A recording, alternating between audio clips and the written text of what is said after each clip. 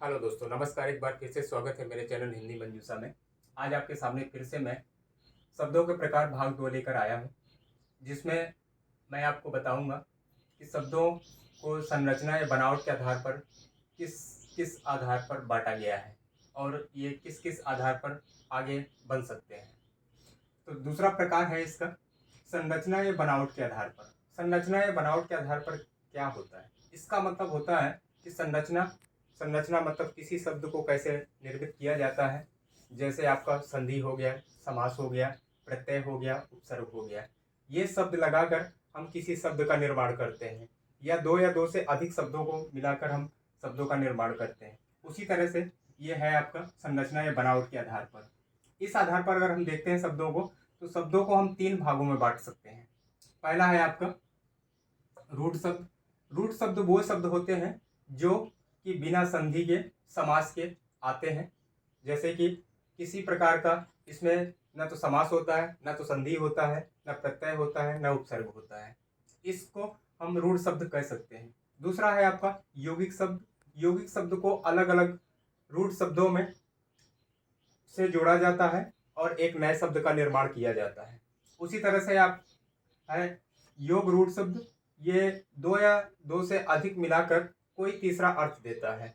अब इनको हम एग्जाम्पल के माध्यम से एक एक करके समझते जाएंगे क्या होता है और किस किस आधार पर बनता है।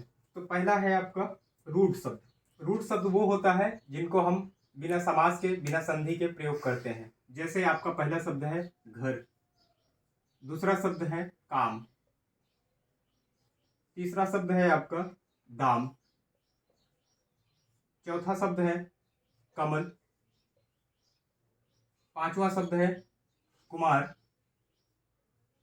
अगर हम इन शब्दों की बात करते हैं तो इन्हें हम बोल सकते हैं रूढ़ शब्द बोल सकते हैं। रूढ़ शब्द क्यों बोल सकते हैं? क्योंकि देखिए, ना तो इनमें से प्रत्यय का प्रयोग हुआ है, ना तो किसी प्रकार का इसमें संधि का प्रयोग हुआ है, और ना ही समास का प्रयोग हुआ है। इस आधार पर हम कह सकते हैं कि ये सभी के सभी रूढ़ शब्द कहे जा सकते हैं, ये माने जाते हैं। उसी आधार पर आपका यौगिक शब्द होता है। यौगिक शब्द क्या होता है? यौगिक शब्द का मतलब होता है योग। योग अर्थात मिलन, अर्थात दो या दो से अधिक शब्दों को मिलाकर यौगिक शब्द बनाते हैं। जैसे कि अगर हम पहला शब्द लेते हैं जेल खाना, जेल खाना। अब अगर हम बात करते हैं तो जेल एक अलग शब्द हो गया, खाना एक अलग शब्द हो गया। उसी तरह से है आपका पागल खाना। पागल अलग हो गया और खाना अलग हो गया। ये दो यौगिक शब्द हैं, इन्हीं से मिलाकर ये पागल खाना बना हुआ है, तो ये यौगिक शब्द कहलाते हैं। उसी तरह से है आपका जैसे विद्यालय। विद्यालय, अब इसमें अगर हम इसका अर्थ अलग अलग निकालते हैं तो विद्या धन आलय, अर्थात जहां पर विद्या दी जाती है, अर्थात विद्यालय का घर। उसी तरह से है आपका रसोई घर। रसोई घर, रसोई के लिए घर। उसी तरह से है आपका देवालय। देवालय, अब जैसे देव के लिए आलय, अर्थात जहां पर भगवान रहते हैं या जहां पर मंदिर में देवता स्थापित किए जाते हैं।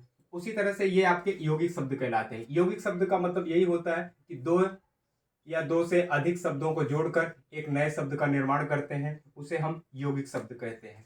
तीसरा शब्द जो आता है वो है आपका योग रूढ़। अब योग रूढ़ क्या होता है? योग रूढ़ का मतलब होता है कि दो या दो से शब्द तो मिलेंगे, लेकिन उसमें से वो अर्थ नहीं देगा जो शब्दों का मिलन होगा उसमें, अर्थात तीसरा अर्थ देगा। अब तीसरा अर्थ क्या होता है? जैसे कि हम लिखते हैं लंबोदर। लंबोदर, अब लंबोदर का लंबा धन उदर का मतलब होता है। यहां पर अगर हम लिखते हैं लंबा, अब फिर यहां पर लिखेंगे उदर।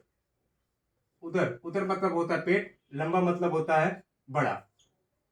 अब इसका मतलब ये हुआ कि अगर हम योग रूढ़ की बात करते हैं तो ये तीसरा अर्थ कैसे देता है। अब लंबोदर को हम गणेश को बोलते हैं, भगवान गणेश को ही हम लंबोदर कहते हैं। उसी तरह से अगर हम दूसरे शब्द की बात करते हैं, दशानन ले सकते हैं।